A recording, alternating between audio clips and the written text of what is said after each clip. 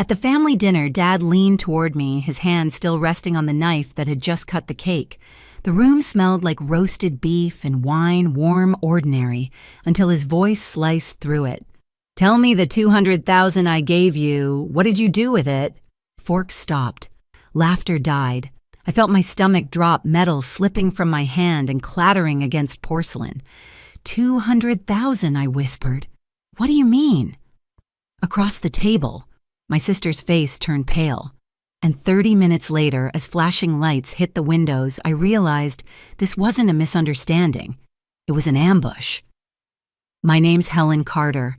I'm 31, and for the last 8 years, I've lived in Chicago, where the skyline hums like an engine that never sleeps. I work as a marketing coordinator for a mid-sized fashion brand, a job that pays the bills, but doesn't feed the dream I've carried since college, opening my own boutique. I've spent years saving building mock campaigns, sketching store layouts during lunch breaks.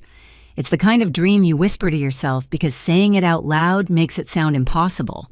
3 months ago, my father, Daniel, made it real. He called one night, his voice proud, steady. "Helen, I believe in what you're building. I'm wiring you 800,000, no conditions. Make something that's yours." I remember staring at my phone, speechless. Dad wasn't a man of grand gestures, but when he did something, he meant it. I promised him I'd make it count. Mom, of course, had other thoughts. She's the kind of woman who polishes everything silverware family stories, even our flaws, until they look better than they are. My mother, Linda, has always adored my younger sister, Kristen. Kristen, with her glossy hair and Instagram smile, could do no wrong. She's 3 years younger, the golden child, with a taste for luxury and an eye for shortcuts. I used to think our differences balanced the family. Now I see they divided it. A few days before Dad's 60th birthday, I was packing samples for a pitch meeting when my phone rang. Kristen's name lit up. "Hey," I said, distracted. Her tone was clipped, rehearsed. "Dad's not feeling great," she said. "We're canceling his dinner. No need to fly home." I stopped folding. Canceling. He's been talking about that party for months. "Yeah, well, plans change. Just stay there, okay? He doesn't want a crowd." That last line hit wrong. My father loved a crowd, especially if it meant his daughters were under the same roof. After we hung up, I stared at the wall, unease curling in my stomach. Something in her voice didn't match the words. Kristen had a way of speaking when she was hiding something too fast, too sweet. I opened my banking app, not sure why. My savings looked fine, but a line item caught my eye. A small transfer reference, buried between transactions, vague like someone had tested the system. I couldn't shake the thought that it was connected. That night I called Aunt Ellen, Dad's sister, the only one in this family who never played sides. "Canceled," she repeated, half laughing. "I was at their house yesterday. Your dad was tasting cake flavors." My heart thudded.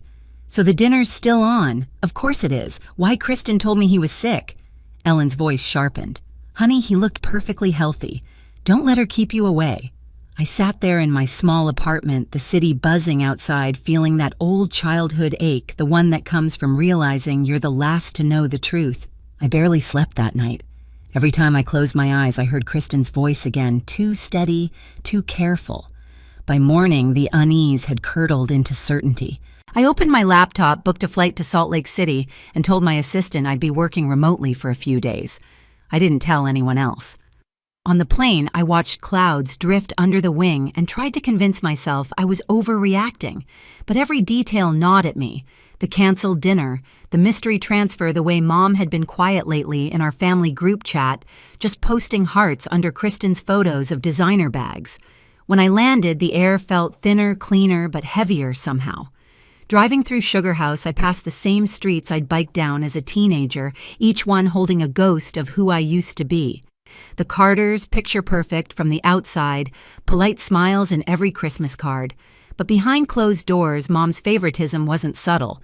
Kristen always got the bigger slice, the newer dress, the louder praise. I used to think staying quiet kept the peace. It only made me invisible. I parked outside the family house and sat in the car for a long minute, gripping the steering wheel. The lights were off, blinds drawn. Maybe Kristen was telling the truth after all. I almost laughed at myself until a faint sound cut through the stillness. Laughter. Multiple voices. I stepped out, heart pounding. The front windows glowed faintly. Through the curtain, I saw silhouettes moving plates on the table, someone carrying a cake. The dinner wasn't canceled, it was happening without me. I rang the bell. The noise inside dipped, then resumed softer. After a long pause, the door opened. Aunt Ellen stood there, eyes widening in relief. Helen. Thank God. I thought you weren't coming. I forced a smile. Neither did they, apparently. Inside the house smelled of roasted garlic and wine. Music played low. My father was laughing near the fireplace, healthy as ever, shaking hands with a guest. When he saw me, his face lit up with genuine surprise. You came, he said, wrapping me in a hug. Kristen said you were too busy. Too busy. The phrase stung. I looked past him and saw my sister by the dining table, a glass of champagne in her hand, frozen mid-sip. Our eyes met. For a second, her confident smile flickered. Then she recovered, tilting her head. Helen didn't think you'd make it. I wanted to ask why she lied, but the moment wasn't right. Instead, I said lightly, wouldn't miss Dad's big night. Mom appeared from the kitchen, her smile too wide. We were just setting another place. She lied effortlessly. Ellen leaned close, whispering, your sister's been spending like crazy lately. New bags, Paris trip, the works. My eyes followed Kristen across the room. Her diamond earrings caught the light like tiny spotlights on guilt. Everyone acted normal, but the air was tight, full of things unsaid. As dinner started, I noticed how Mom and Kristen kept glancing at each other, how their laughter sounded a beat too late. Dad chatted with guests, unaware of the quiet current running beneath the table. And as the cake came out, candles flickering gold, Dad smiled at me. Then his expression changed. He set down his glass, leaned forward, and the room went still. Dad's voice broke the chatter like glass. Helen, he said, steady but sharp before we cut the cake, there's something I need to ask. Every eye turned to him. Kristen's fork hovered midair. I smiled faintly, trying to keep it light. What's up, Dad? He leaned forward, elbows on the table. The $200,000 I gave you, what did you do with it? For a second, I thought I'd misheard. The what? The $200,000, he repeated. I sent you and your sister each the same amount separate from your business fund. I wanted you both to have freedom. My fork slipped, clattering against the plate.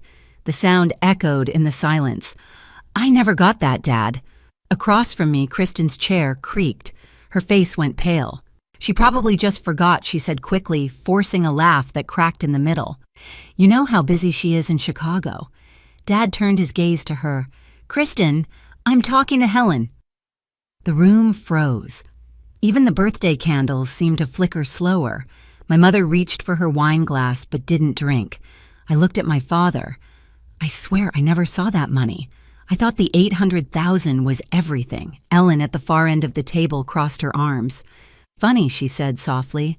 I saw Kristen last week with a new Rolex and a Louis Vuitton bag. Paris trip, too. Guess that came from a good investment. Kristen's head snapped toward her. You don't know what you're talking about. Dad's expression darkened. Kristen, he said quietly, where's your sister's money? No one breathed. Kristen stammered. It was a mistake. The account was joint, right, I thought. You thought what Dad's voice was steel now. Mom stood suddenly, her smile brittle. Daniel, please not here. We'll sort it out later. He didn't even look at her. Linda, did you know about this? Her silence was answer enough. My pulse thundered in my ears. It was all happening in slow motion, the dinner guests shrinking into the background, Kristen's mascara smudging as she blinked too fast, my father's disappointment heavy enough to crush stone. Ellen placed her napkin down. I have receipts, she said. Credit statements, purchase logs. Kristen's been burning through money like gasoline. Mom's voice cracked. She just needed help. Daniel, we were going to replace it before what he interrupted. Before I found out, for the first time in years, I saw my father's temper, quiet, controlled, lethal. He stood, took out his phone, and said calmly, I'm calling the police. Kristen gasped. Dad, no. Please don't do this. He met her eyes unflinching. Family doesn't steal from family. I sat perfectly still. No yelling. No tears. Just the weight of truth, filling every corner of the room. Outside, the night was silent until the faint wail of sirens began to rise, getting closer. And as the blue and red lights painted across the windows, I whispered to myself, "You wanted me gone, Kristen. Congratulations. You just erased yourself instead." The sirens bled through the night, blue and red lights flashing against the dining room walls. Dad still stood at the head of the table, phone in hand. Kristen's face was drained of color. Mom stared at the half-melted cake, as if wishing it could swallow her whole. Dad, Kristen whispered, "Please." It was a mistake. He sat slowly, the calm before a verdict. A mistake is forgetting to send a card. This was theft. Silence. Guests shifted uneasily. Ellen folded her hands, eyes steady on me. "You okay?" she mouthed. I nodded once. 2 police officers entered with a soft knock. "We got a call about a theft," one said. Dad rose again. $200,000.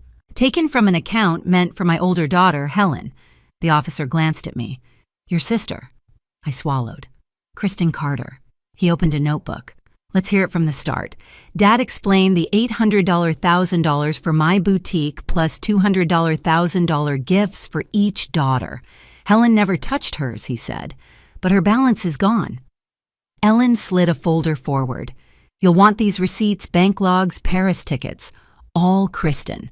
The shorter officer flipped through pages. "Ms. Carter." He looked at Kristen. She twisted a napkin. "I thought it was mine. The account was joint. I meant to replace it." "With what?" Dad asked, voice low. "Next month's excuses." Tears glazed her eyes. "You gave her $800,000. I just borrowed it." I stared at her. "Borrowed doesn't mean stolen, Kristen." Mom stood, voice trembling. "Daniel, please not here. We can handle this privately." He didn't look at her. "Privately? That's how this started." The officer cleared his throat. "We'll take formal statements." I followed him into Dad's study, the smell of old paper thick in the air. He set down a recorder. "Tell me what happened, ma'am." At the family dinner, I said the words tasting unreal. Dad leaned toward me and asked, "Tell me the $200,000 I gave you. What did you do with it?" I froze and replied, $200,000. "What do you mean?" My sister's face turned pale. He nodded. "And your response now, I never received that money." Not a cent. When I returned, the room felt stripped clean. No chatter, no warmth. Kristen sat rigid, mascara smudged. Mom hovered behind her, one hand on her shoulder, the other trembling.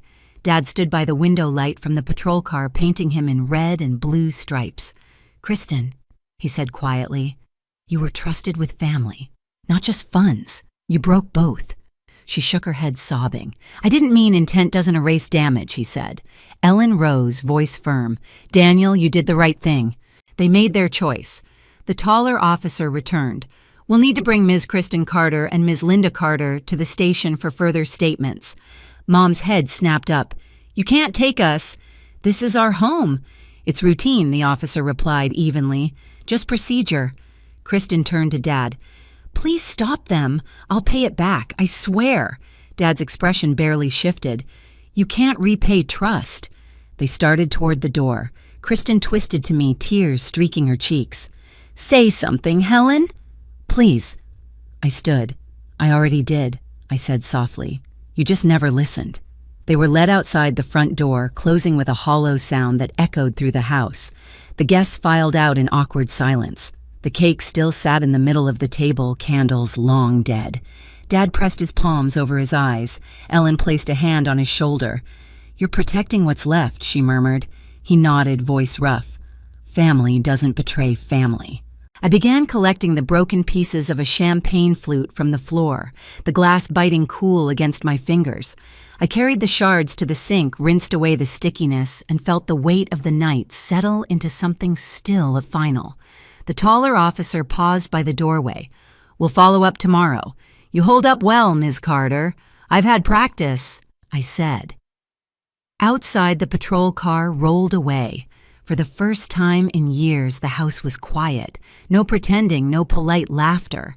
Just the faint tick of Dad's watch on the mantel, the one I'd given him, echoing steady as truth. He picked it up, studied the engraving. "Thank you for believing in me." I'll wear this to the lawyers tomorrow, he said. Good, I replied. It still fits you. Ellen squeezed my hand. Rest, Helen.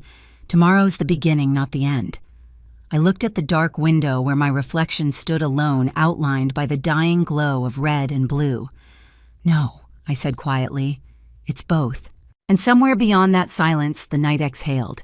30 minutes later, the police had come and gone, but the damage, the truth, and the calm after betrayal were all that remained. Months later, I stood in front of the boutique sign that read, Helen's Atelier, its gold letters catching the morning light. Inside, rows of dresses swayed softly under the hum of new beginnings. The money Dad gave me, the money they tried to steal, had built something real. Some nights I still hear his voice at that dinner table, the question that tore everything open. But now it feels like closure, not pain. Betrayal didn't end me. It clarified me. If you've ever had to rebuild after someone you loved broke your trust, share your story below and hit subscribe for more.